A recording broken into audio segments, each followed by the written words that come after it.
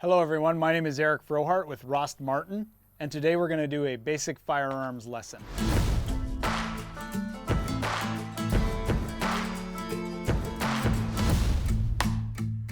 Next thing we're going to talk about is ready positions. I like to talk about the ready positions before we get into the fundamentals of shooting, because we're not all just going to find ourselves in our shooting position. Generally speaking, we're going to have to come from a ready position into that shooting position. It's important to have realistic and simple ready positions, not just for concealed carry and self-defense, but working on the range as well. We're going to use proven, repeatable, overly simple ready positions, and there are lots of different options out there. We're going to keep it very basic for today. These ready positions, we're going to talk about the holster. I am in a ready position right now with the gun in the holster, and that could be, my hands could be like this, my hands could be up like this, my hands could be like that. I'm going to call that a ready position. The next ready position, once I've drawn, again, we're clear and safe, and we're in a safe direction over here, is what's called a low ready. And this is going to be very useful on the range in some other instances, and we'll talk about those reasons in a moment. The next one is kind of this high ready like this. And I'll talk about reasons for doing this. I do like this ready position in some circumstances. I'll explain why in a moment.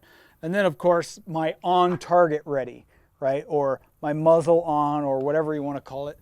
That's a ready position if I'm not actually executing my fundamentals of shooting. So we want to be able to have multiple ready positions, and we want to have options. Again, we're not dogmatic about these things, and it's good to have various tools for various circumstances.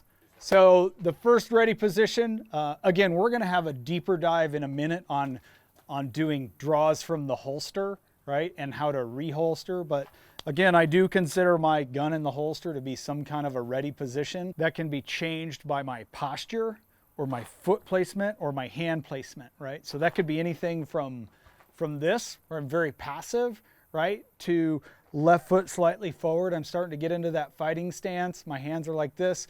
My hands can be up like this. I could have my hands out talking like that. Sometimes you'll even see like law enforcement or folks do something like this, right? Those are all versions of the ready position. Important note here, I'm not a lawyer and this is not legal advice. So as we talk about low ready and high ready, just know your circumstance, know where you're at in the US, right? Sometimes you can get in trouble for having that gun out. So the next one we're going to talk about here is low ready. The low ready is as the name implies, and basically all that means is that, again, we have a safe direction over here. We're clear and safe. All that means is that the gun is out and it's at a low ready, okay? And there can be a lot of versions of this, right? It can be all the way down. It could be like part of the way down. It could be a compressed low ready, right? There are various ways to do this. One of the reasons I might be doing this is, like, let's say I'm on the range and we're doing drills. Generally speaking, we do drills from the low ready before we do them from the holster, right? So it's important to know how to do this. It can be down here, it can be here, it can be out a little bit further. It's just anytime the gun is lower.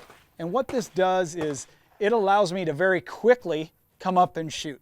It's just a lot easier than starting from the holster. Maybe at home or something in a circumstance like that, you have the gun out at the ready. The thing is, it will save you, even good shooters, right? Being able to draw and fire a shot in 1.5 seconds is a pretty good standard. Well, this can save you that time. The next ready position is one that we used a lot in the military. I've seen some SWAT teams use this when I train with them. Some law enforcement officers use this. I like to use what's called a high ready, okay? Again, clear and safe direction. So the low ready was down here.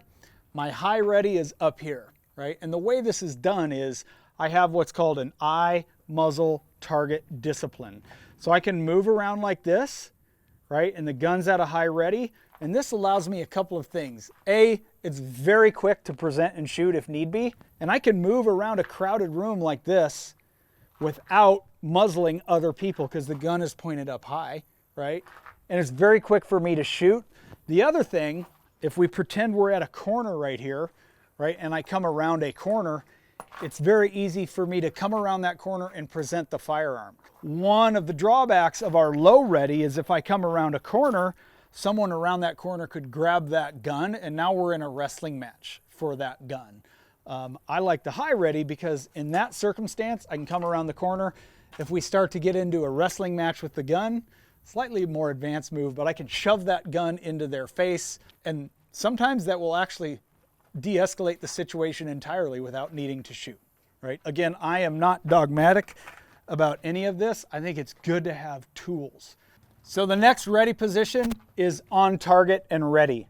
And all this means is that my gun is on target, I'm ready to shoot, but I am not shooting.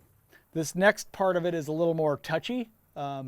Some people believe very strongly that you never draw your gun from a holster unless you are going to start shooting, or they would say unless you're going to use your firearm.